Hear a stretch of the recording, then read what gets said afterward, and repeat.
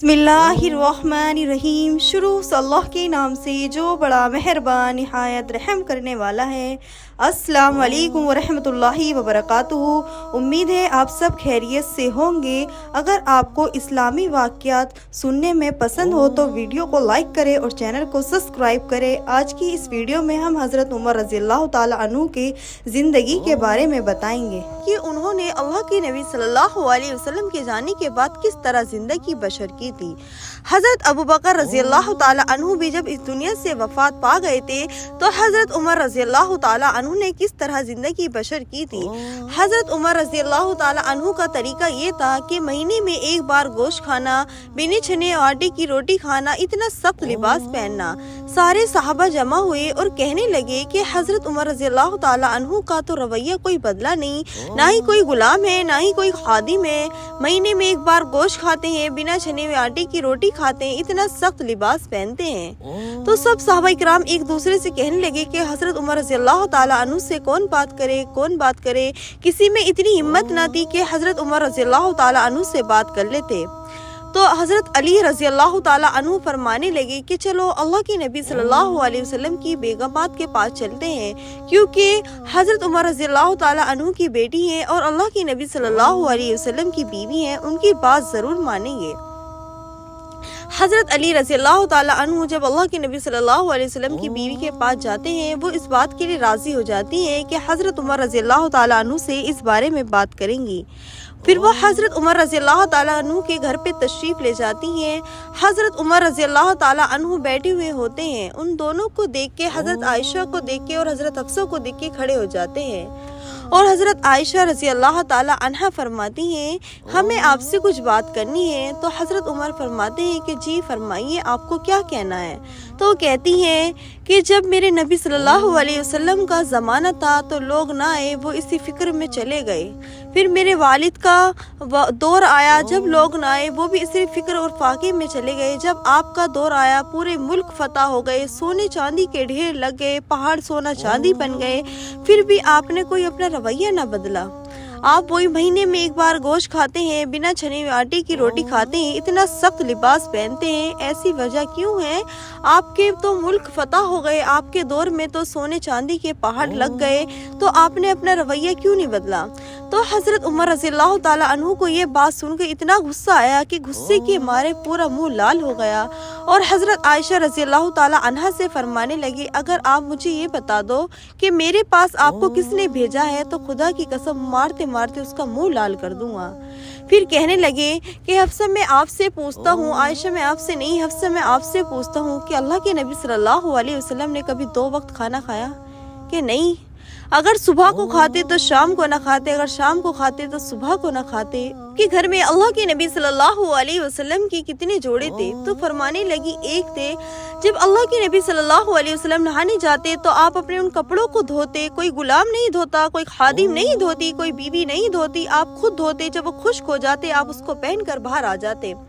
तो अल्लाह के नबी सल्लल्लाहु अलैहि वसल्लम को बाहर से बिलाल आवाज़ लगाते, अल्लाह के नबी नमाज को देर हो रही है। तो अंदर से आवाज़ आती है, बिलाल मेरे कपड़े खुश्क ना होने पाए, ए बिलाल मेरे कपड़े खुश्क हो जाएंगे तो मैं बाहर आ जाऊंगा। एक मर्तबा तो ऐसा हुआ कि अल्लाह के नबी सल्लल्लाहु अलैहि वसल्लम पर कपड़े भी नहीं थे, आपने अपनी चादर ओढ़ी और चादर ओढ़ के नमाज पढ़ाई। और तुझे ये भी याद है कि एक बार तो चादर भी नहीं थी, अल्लाह के नबी सल्लल्लाहु अलैहि वसल्लम ने एक औरत से, अंसार की एक औरत से कपड़े उधार मांगे और उनको पहनकर नमाज पढ़ाई और कहा ये याद है? तो हफ्सा कहने लगी कि जी याद है। हे हफ्सा तुझे याद है तूने एक मरतबा अल्लाह के नबी सल्लल्लाहु अलैहि वसल्लम को छोटी सी टेबल पर खाना रख दिया। तो अल्लाह के नबी फरमाने लगे, हे हफ्सा मैं गुलाम हूँ, गुलाम की तरह रहूँगा। अल्लाह के नबी ने उस टेबल पे से खाना उतारा और ज़मीन पर रखा और बैठकर खाने लगे कि मैं गुलाम हूँ, गुलाम की तरह रहूँगा। गर्दन झुका के खाना खाने लगी। आपको ये याद है कि जी हाँ ये याद है। और आपको ये भी याद होगा कि अल्लाह के नबी सल्लल्लाहु अलैहि वसल्लम का बिस्तर आपके घर में कैसा था? अल्लाह के नबी का बिस्तर टाट का था। तो हज़रत अफसा ने सोचा कि अल्लाह के नबी का बिस्तर डबल कर दूँ तो अल्लाह के नबी को आराम मिलेगा।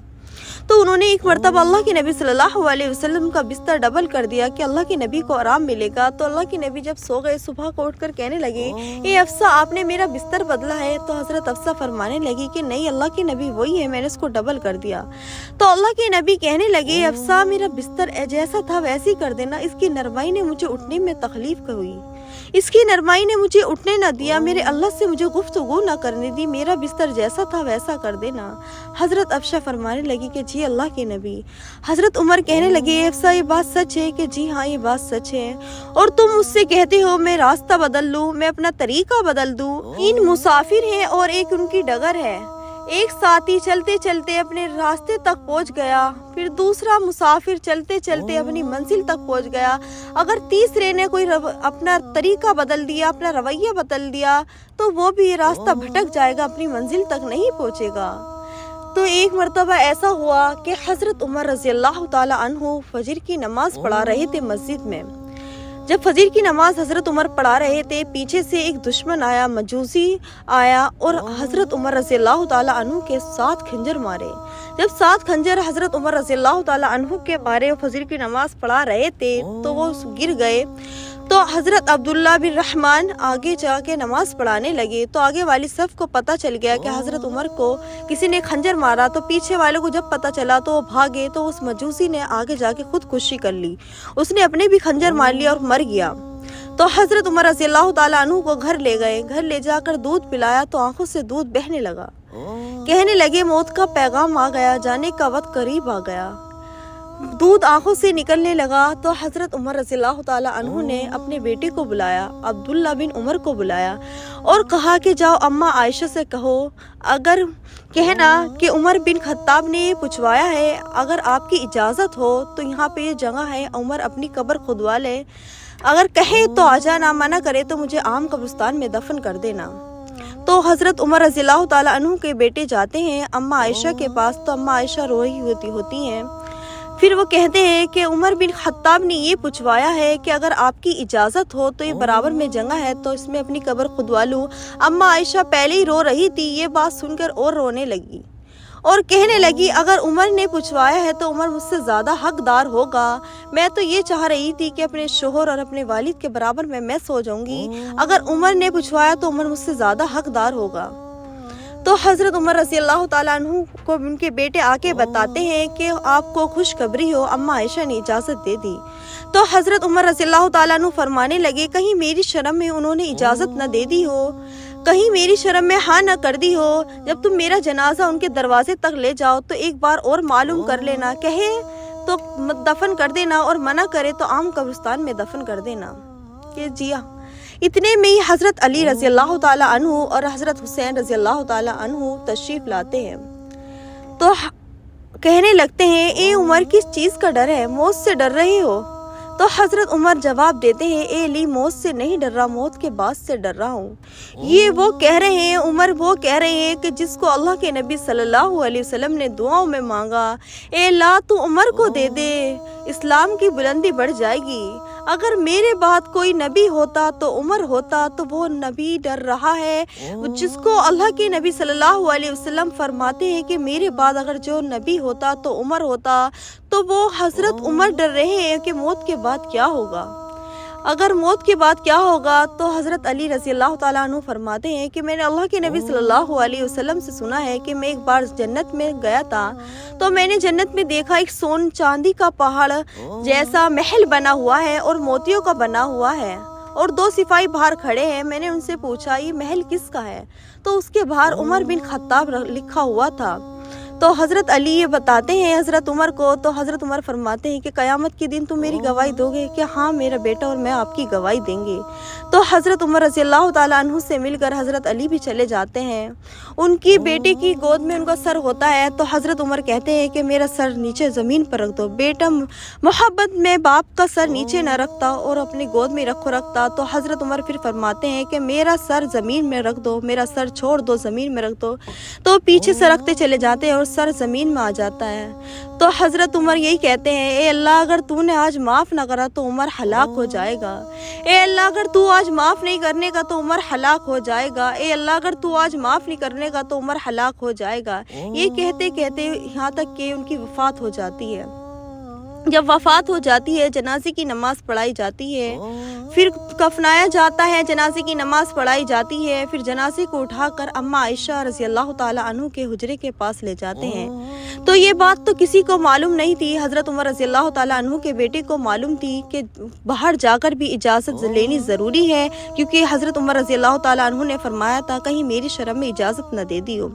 تو باہر جا کے کہتے ہیں اماں عائشہ اجازت ہے؟ تو اماں عائشہ فرماتی ہیں خوش آمدید ہو، آج آپ آ جاؤ۔ قبر خود جاتی ہے، وہاں پر قبر خود کر حضرت عمر رضی اللہ تعالیٰ عنہ کو دفنایا جاتا ہے۔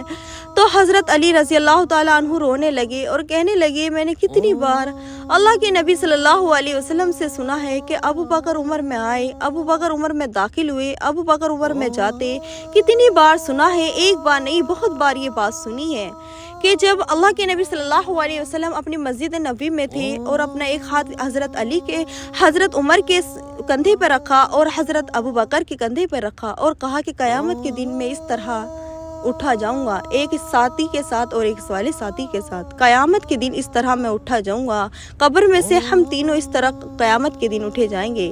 کہ میں نے بہت بار سنا ہے، علی فرماتے ہیں میں نے بہت بار سنا ہے ابو بکر عمر میں جاتے، ابو بکر عمر میں وہاں گئے تھے، ابو بکر عمر میں وہاں داخل ہوئے تھے، میں نے بہت بار سنا ہے۔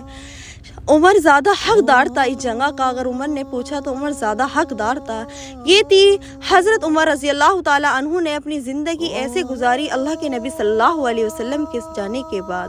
ان کے پاس سونے چاندی کے پہاڑ لگ گئے، پورے ملک فتح ہو گئے، مگر وہی مہینے میں ایک بار گوشت کھانا، بنا چھنے ہوئے آٹے کی روٹی کھانا۔ اللہ تبارک و تعالیٰ کی بارگاہ میں دعا ہے کہ اللہ تبارک و تعالیٰ ہمیں بھی کہنے سننے سے زیادہ عمل کرنے کی توفیق عطا فرمائے۔ وآخر دعوانا الحمدللہ رب العالمین۔ ویڈیو پسند آئے تو ویڈیو کو لائک کر دینا اور چینل کو سبسکرائب کر دینا۔ السلام علیکم ورحمۃ اللہ وبرکاتہ۔